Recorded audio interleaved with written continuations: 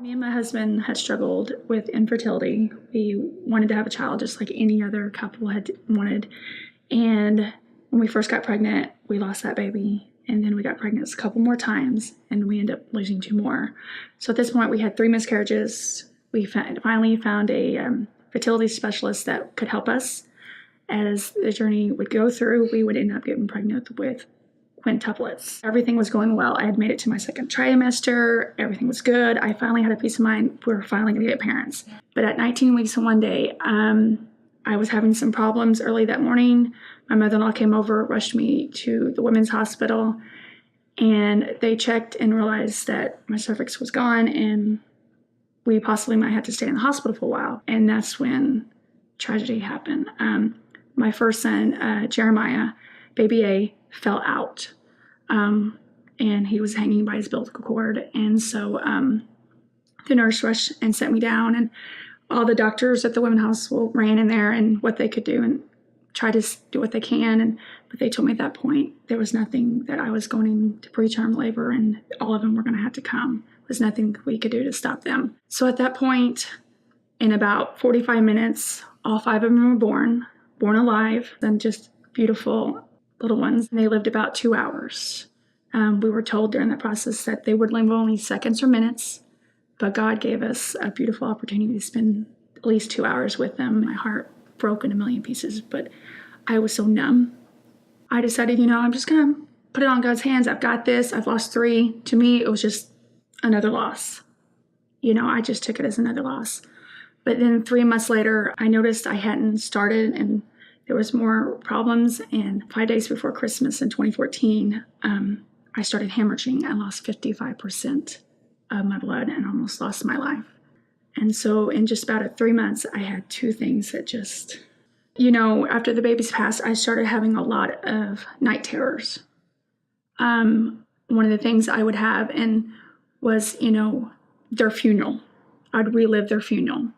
The casket would be open. They would look very disformed. There'd be flowers everywhere. And I would wake up and just shake or panic because I thought, oh, they're gone again. And I'm thinking, oh, they're already gone, and I kept reliving that. Another one was I had in the dream, a night terror was I had twins and one of the nurses dropped the baby and the baby's looking at me and the baby's gone, but the eyes are open, dead straight. And I felt like a guilt and I'd wake up in a night terror again. And so now that time's passed and I've had more of those, I started realizing there's something wrong here. This is not normal dreams. This is not what I want to wake up to. If somebody would bring up, oh, you want to have another child? Because several did right even before I had the medical emergency. Went, oh, well, you can, have another one. It'll be okay. And people didn't understand that just saying that simple. They didn't realize that I associated having a child with death because that's what happened to every child that I had, either in the womb with miscarriage or premature birth. So PTSD is a diagnosis that we use, but it's a way to kind of discuss experiences and then symptoms that we see after. So one of the main criteria is that someone experiences an event that is either life-threatening or feels, I'm in danger, right? Something threatening happened to me. So that's definitely criteria number 1. We also see with PTSD some distressing, imposing, sometimes dreams, thoughts, memories, re-experiencing. If we can say cool or interesting thing for people to connect to is nobody's PTSD or response to trauma has to look the same. The Women's Hospital delivers comprehensive health care to women and infants through inpatient and outpatient obstetrical, gynecologic, and education programs. The Women's Hospital, only at Deaconess. During that time, we had gotten our foster son. Mm-hmm. That was a big possibility of adoption. And he was going back and forth.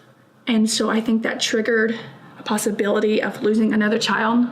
And I think that's what made me really start realizing, okay, I'm losing another child. My night terror started getting worse. The anxiety started. I couldn't function for a week. I was a total different person than I had ever been before. I called my doctor, and my doctor said, it's time to consider being on a medicine. And I was like, well, I trust in God. God's going to take care of it. And she goes, but God uses doctors and nurses too. Felicia, you have PTSD. I was like, well, I've not been in the military.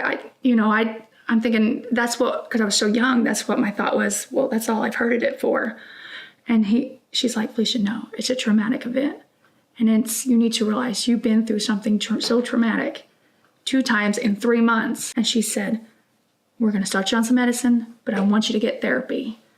And I chose to listen to that. And I started on an anxiety med, Zoloft. And I went ahead and found a wonderful therapist and able to go talk to her once a month and just slowly opening up to her and getting it off my chest. I wanted to remain strong. Oh, I got this. But it wasn't me. I needed God. And so I really prayed, and he opened the door to a great Christian blog, to a therapist, to a doctor, and to my family to be able to get the help that I need today. It kept me from being the mom I wanted to be for Skylar. I was scared. I was afraid when he would have a fever, that was it. Something's going to happen. I go straight to death. I was missing out on some of the amazing opportunities. We got him at 5 months, and that is such a precious age, and I was missing out on that. He taught me that children have a life. It's not death all the time. When he's sliding down the slide, or he's coming up and saying, hey, Mommy, let's read this story, or he says his first word. Those are moments I thought I would never get, and God was showing me hope in the midst of my storm, and it was beautiful.